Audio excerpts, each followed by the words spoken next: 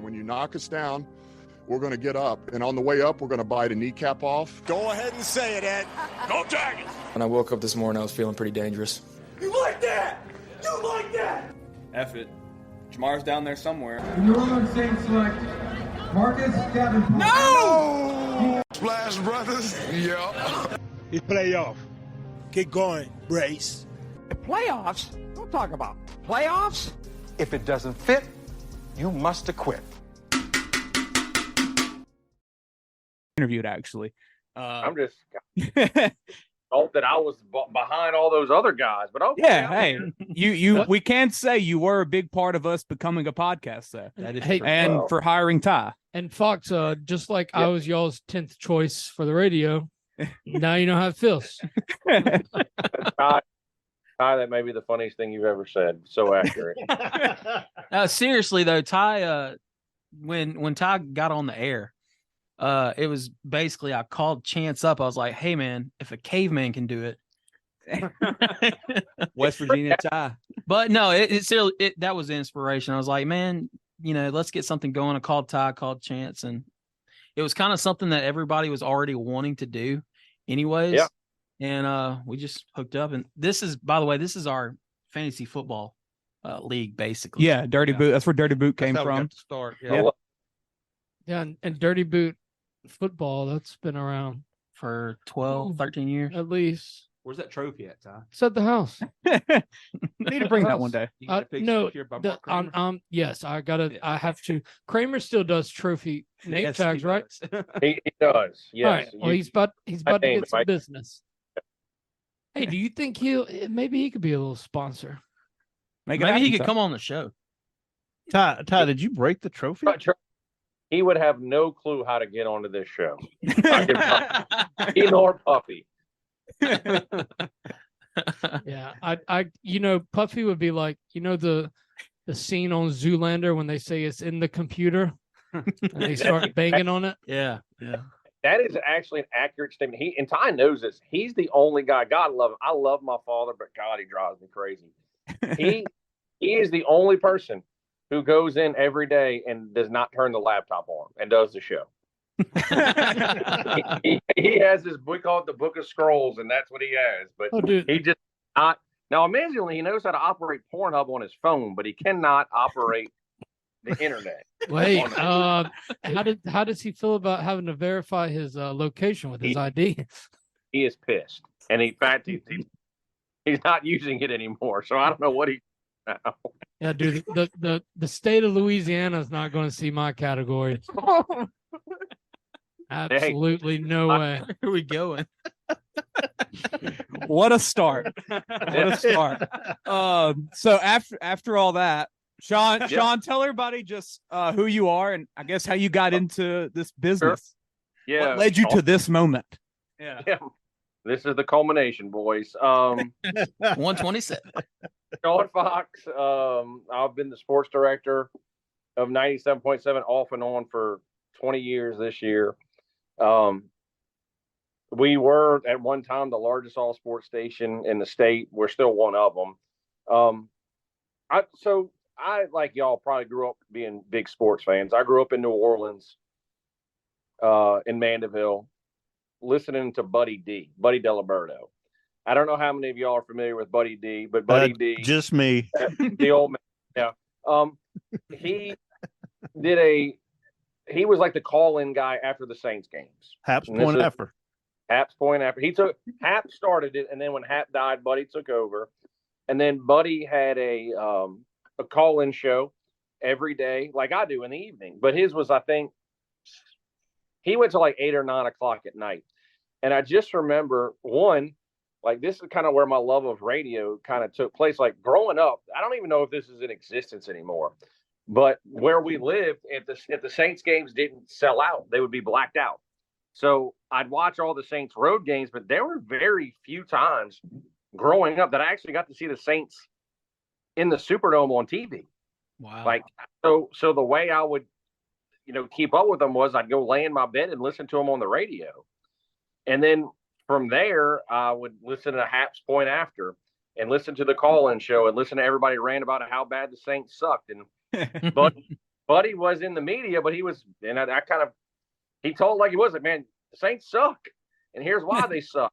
And I could appreciate that, and I would just go to bed every night listening to Buddy D.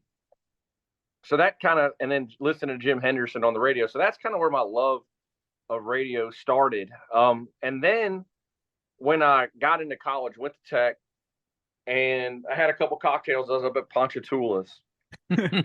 And I went up to Keith Richard, who's the coach at ULM, was the coach at Tech at the time, basketball. And I went up to Ed Abear, who's still at the radio station. I'd call him kind of my mentor. I went up to him, no shit. I mean, what did I have to lose? I just like, hey, I'll go on Fox. I want to do radio. He's like, you ever done it before? I said, no, but if you don't hire me, somebody else is going to. All right. Now, Straight up. Granted, I've never done radio before. So he goes, all right, well, let's see what you can do. Well, I got me. Here's the irony.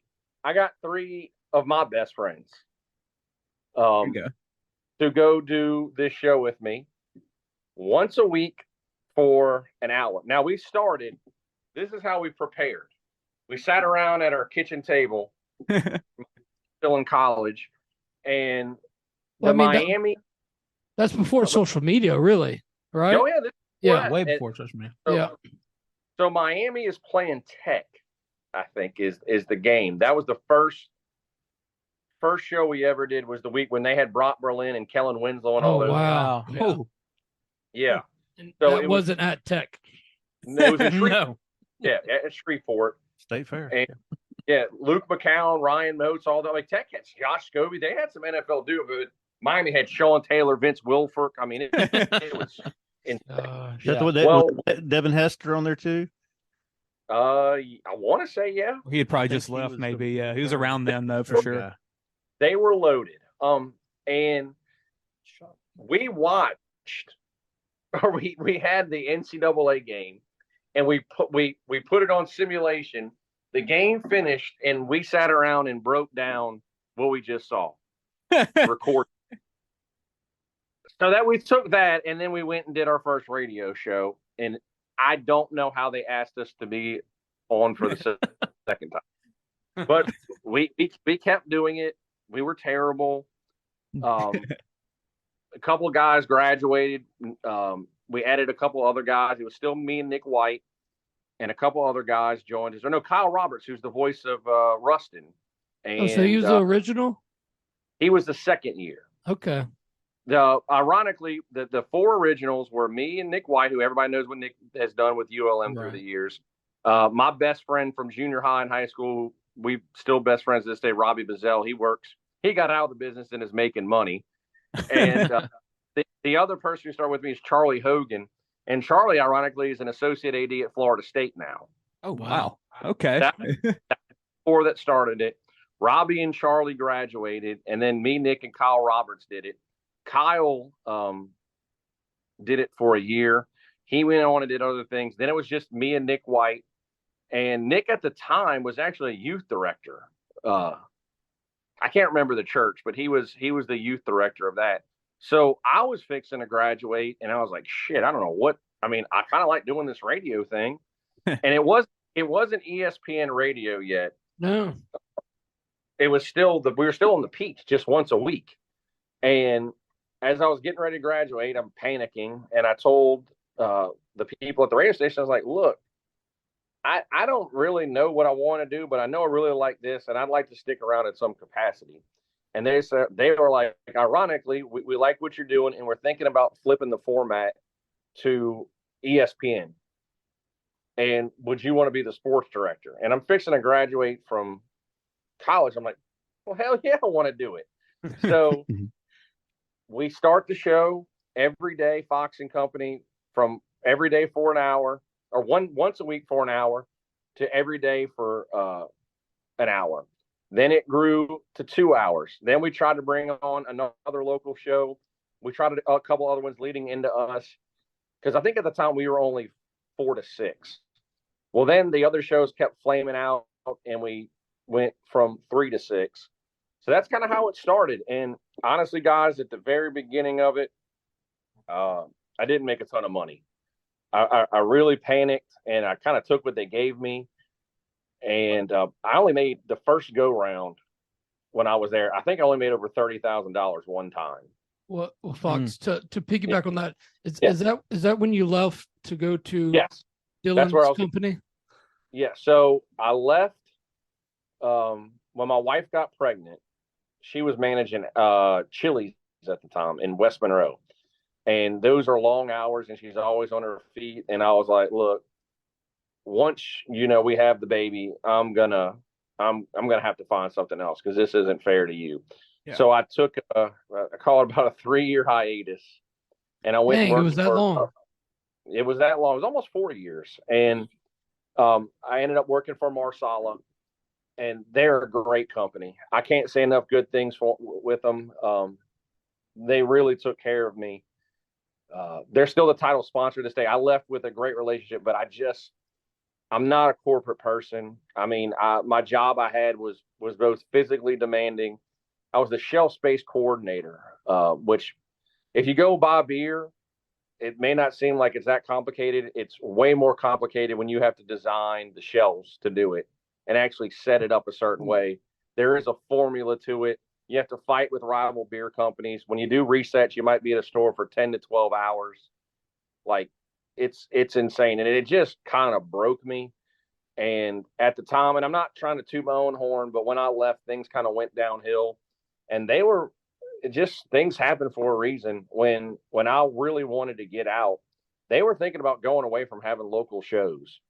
And I was like, look, I want to come back. And they're like, well, we want you back, but what would it take? And we were able to agree on a number and that I could support my family on. And the rest is history. And I've been back ever since then and been blessed. I mean, I've had other opportunities to go to other markets through the years. But, I mean, my wife's in Trent. She's a manager at the neighborhood Walmart now. My daughter's involved with school. She's a cheerleader at St. Frederick in Monroe. So this is kind of home. And I mean, I'm not leaving. My goal is to still. We've come a long way since the very beginning, but I still have aspirations. I still think this thing can grow even bigger. So that's kind of the story. That's awesome. It really is. And I'm thinking 20 years from now, Bill be 75 running the soundboard. I mean, we'll be here. We'll still be getting mad at the Saints. Yeah. What's really awesome is that like all the relationships that you've got to develop with people throughout your years. And the connections with people. Like everything else, it is a connection business. I've forged some great relationships, which have helped with the show. I mean, I'm friends with coaches, friends with some athletes. Not again toot, but you'd be pretty impressed with the Rolodex on the phone. Look, last summer when you teased for the upcoming week about. This is going to be a big week of guests. Yeah. And it was that the week of Lindell White and yeah. But here's the thing. Like, yes, part of it is knowing connections, but some of like social media is for all the wrong. Like I just DM'd Lindell White on Twitter. Yeah. Yeah. Just take your shots. And he got back to me. And then I've been really lucky lately. I want to say that it is something I guess in a way we've accomplished enough that we got the opportunity to do this. But I mean, we're interviewing the Louisiana Sports Hall of Fame class of 2023. Like I had Eli Manning on and Matt Forte last year. Wow. And they kind of reached out to us. So yeah, now I got Eli Manning and Matt Forte's number. Now, do I think they're ever to go? Probably not, but it's still pretty awesome. Because at heart, I'm not a journalist. And Ty knows this. Ty, I'm sorry, I don't mean to cut you off. No, it's all good. It's all good. I am a fan. I didn't graduate. I graduated in general studies. Like I didn't know what the fuck I want to do besides this. Pardon my language with the podcast. It's all good. You're good. You're good. It's not radio. The FCC can't get me. No. and hey, we don't have too many 6-year-old listening, so hope I don't think. Yeah. I don't curse on the air. It's miraculous. I've never done it, but off the air, I do kind of have. I'm a Catholic from South Louisiana. I have a flippant mouth. We heard what goes on at those parishes. Yeah, certain ones.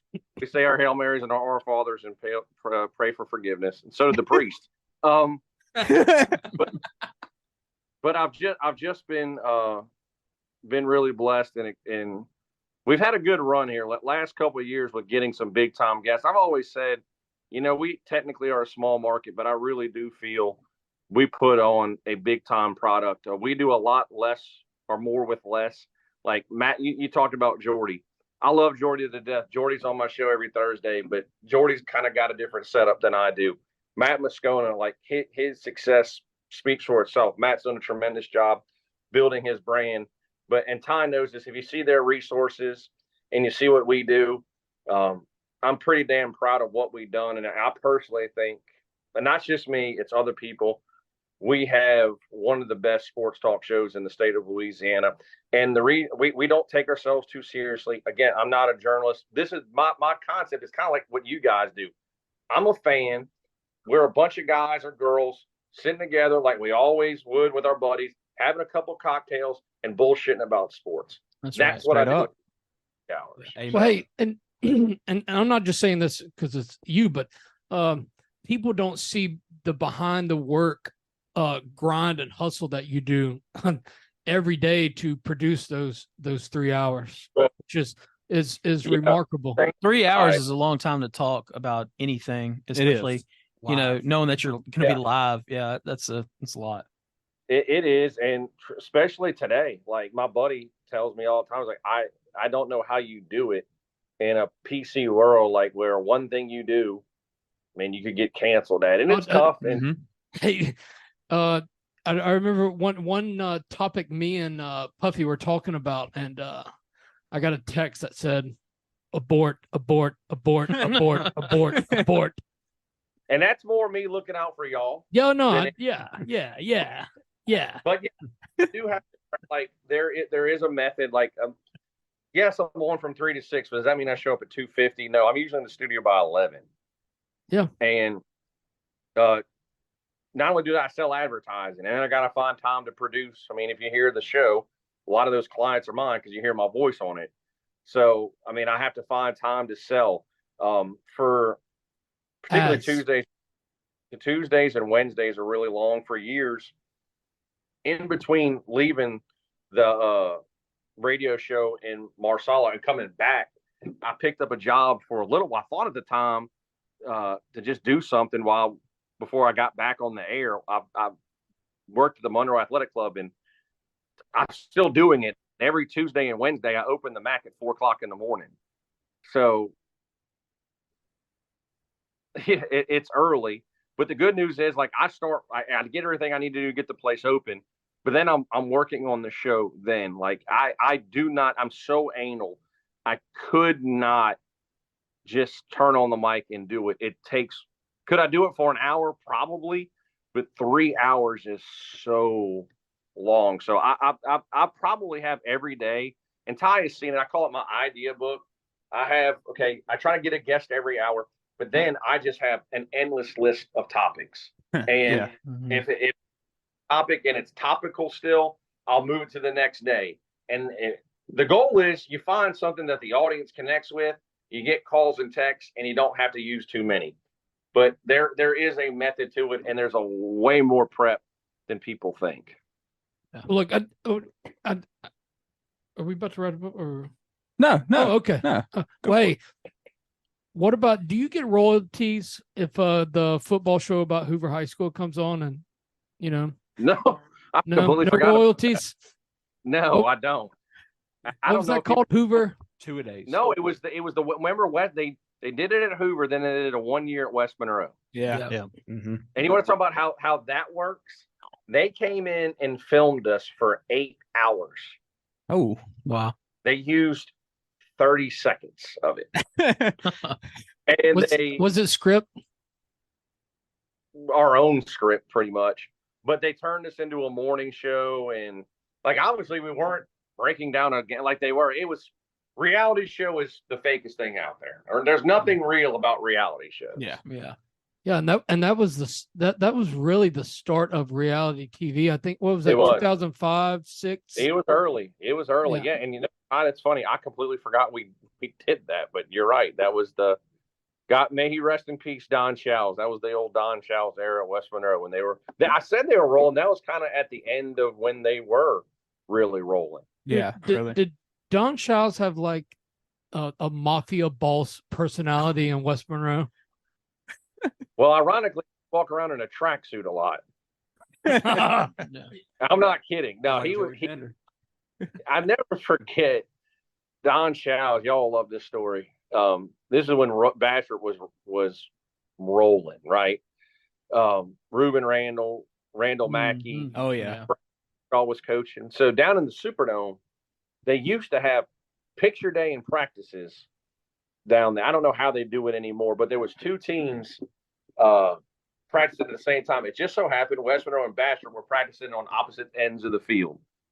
And I had a great relationship with Coach Showles, and I was sitting next to him on the bench, and he's sitting around, and we look over at the Bastrop side, and Reuben Reynolds running down the sideline and makes a one-handed catch. And he goes, he's pretty good. I was like, you couldn't get him? He goes, is he any good? I said, Coach, that's Reuben Reynolds. He goes, never heard of him. I was like, you're so foolish. He was, oh man, he was never heard of him. He was one of the best. Like I went to Fontainebleau, and they came up and played West Monroe in a semifinal game, and West Monroe had Fontainebleau backfield Steve Court, and I can't remember who the other kid was, but one went to Tulane, one went to LSU. Court went and played fullback at LSU. I don't think he really did anything there, but obviously, I mean, they had a Division I backfield, and I'll never forget. The student bus came from Fontainebleau, and look, here's the thing. I know it happens here in North Louisiana, but there really is, and I'm not saying this is good, but there really is a culture of drinking in South Louisiana. And obviously you saw it with Rocco's and LSU. Like, it's just part of the culture down there. And I remember the students got off, and they were all hammered. I mean, underage hammered. And yes, I'm not proud of that, but so West Monroe, I don't know when the last time you guys been in Rebel Stadium, but they practice on another field. Right. Yeah. While the other team is practicing or warming up on their field. Well, then, like they hit the music and they play In the Air Tonight, and the Rebels start walking to the stadium, and the Fontainebleau student section starts chanting "overrated," and I'm like, shut up. I think it was 49-0. Yeah. From the next week to the last conversation I ever had with Don Showles, he said, "Hey Foxy, don't ever chant overrated in Rebel Stadium." He was the best. Yeah, I think anybody that chants overrated, they should have to do community service. It's just dumb. It's worst cheer, and I'm not saying when I was young and dumb I didn't do it, but you're kind of once you do that, you're kind of eliminating the accomplishment you have by beating somebody who's really good. That's true. That's true. We couldn't spell overrated at Jonesboro, so we definitely weren't chanting it. Hey, Don Showles, he has some history there. He does. Look, everybody's not 504 here, okay? Hey, look. Not everybody's a 504 story. Yeah. Hey, what about speaking of West Monroe Stadium, the past year I went to West Monroe playoff game against I think it was Sterlington, maybe. No, I'm sorry. I went to the West Monroe Sterlington week 1 game. And then I went to the Union semifinal game with Sterlington. Okay. Yes. Man, being at a high school crowd like that just blows your mind. It was so fun. We don't have those crowds at Jonesboro. There's some great, like I don't think West Monroe Stadium, even though it's big and glorious and great, and they got to be proud. I don't think it's the same. I don't think it's the same. I think that old Rebel Stadium was special, but look, when Jonesboro's rolling, that's a great atmosphere. Union's had a lot to be proud of. Obviously, I've been on the ground floor. I got to call every game Trey Holly played in. I mean, that's you want to talk about a great accomplishment. I got to call Trey Holly breaking the all-time state rushing record. Oh yeah. Well, hey, real quick, what do you what's your expectation for him this freshman year? I thought he was well. Obviously, he played a lot in the spring game. I mean, he was kind of the feature back in the spring game. But the moment they got Logan Diggs from Notre Dame, I mean, if John Emery comes back, and justifiably so, I know the Caleb Jackson kid from Liberty is really good. I'm biased. I love Trey. I think he's got a role. But I think once they got Logan Diggs this year, that probably eliminated him being a contributor. But I do think. But I don't know if he'll ever be the feature back, but Trey Holly will make an impact on LSU. Absolutely. He was, and again, do I have a bias? Yes. And I know Louisiana has produced a bunch of good backs, and they always do. I think for the last 2 or 3 years, he's been the best back in the state of Louisiana, regardless of class. And here's what's lost. That COVID year, he had like 50 touchdowns, and I don't know. That's not exaggeration either. Like 2,500 yards. Guys, he only played 7 full games that year out of the 15. Wow. They were pulling him. Wait. There was like he didn't play a lot of. I mean, he was in the games, but they were winning by so much. They pulled him. He could have crushed that record. So that's, I know a lot of people say, well, he broke the record, but he also started playing in his 8th grade. Okay, well, take the 8th grade year out. If he'd have played 15 full games, he still would have broke the record. Yeah, for sure. Going back to talking about your long list of guests and everything that you've had over the years, do you have one or two that, maybe stick out, or were someone that you've been wanting a long time coming up in, radio and everything like that? So is there any that stick out? I've got guys, I've done it 20 years every day. Like, I forget, I interviewed Chris Paul after he got drafted by the Pelicans / at the time.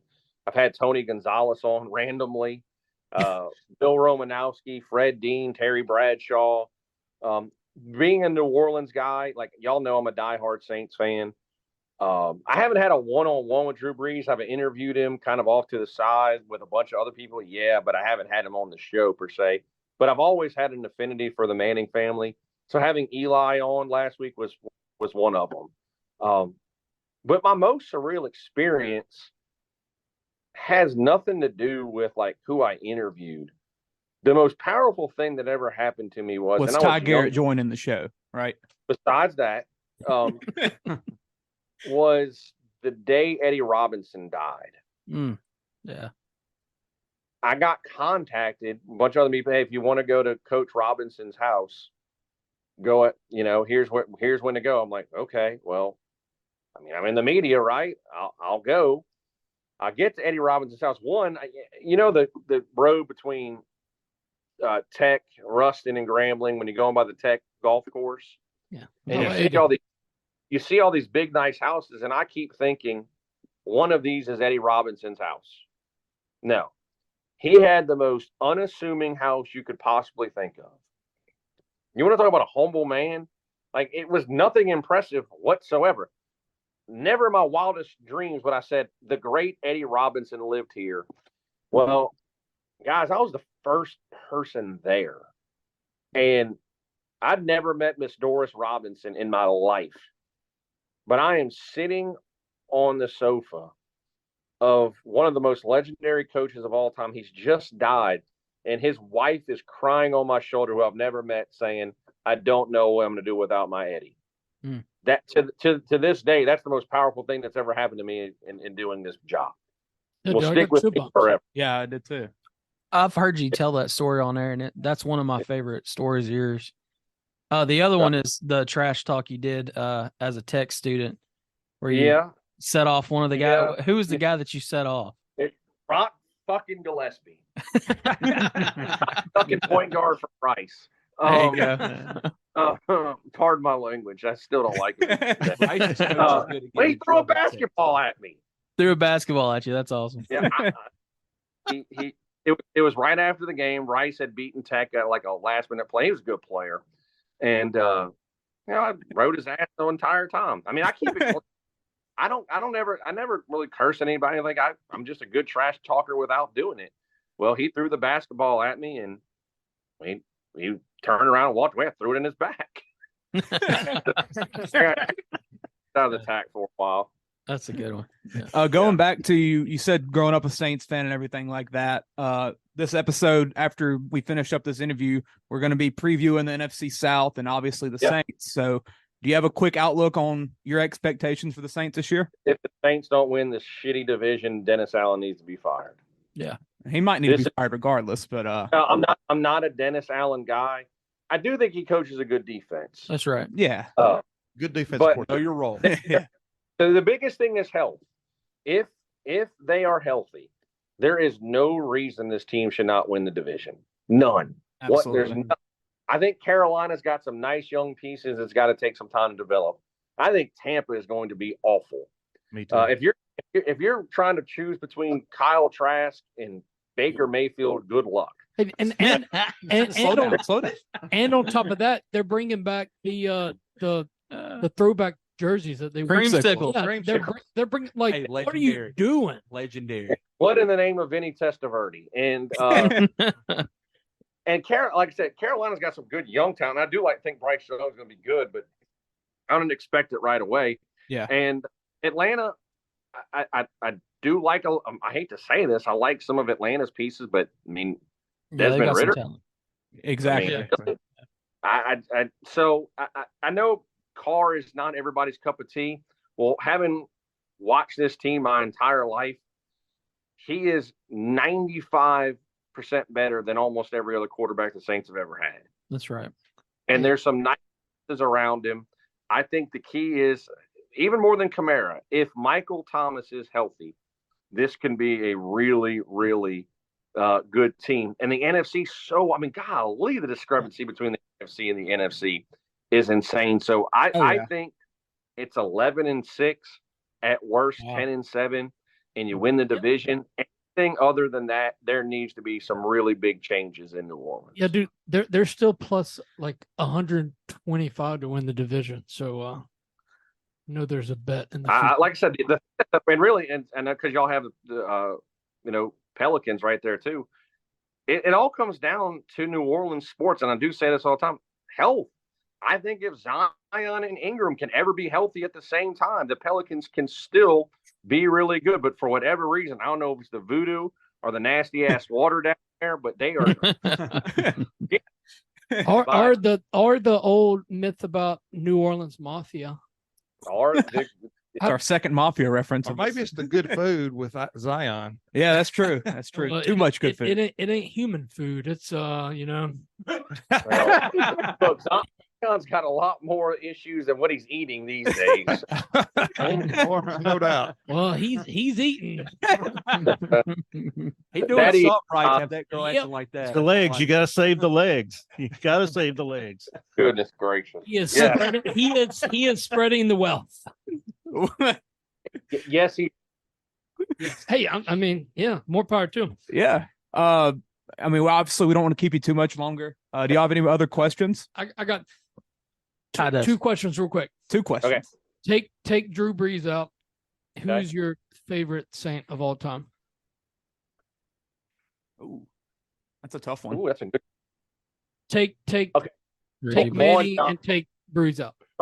First Saints player I ever met was Vaughn Johnson of the Dome Patrol. All right.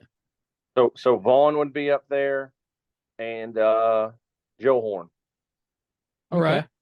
Joe's up there with us. Joe Horn, super cool guy. Tell him about the Master P. Yeah. album. And I might have told you that story, but just a nutshell. We stayed at the same hotel with them on a Saturday night before the game. 2000. Yeah, right. That's the night we passed You Can't Beat Wagner's Meat. Oh, of course. Yes.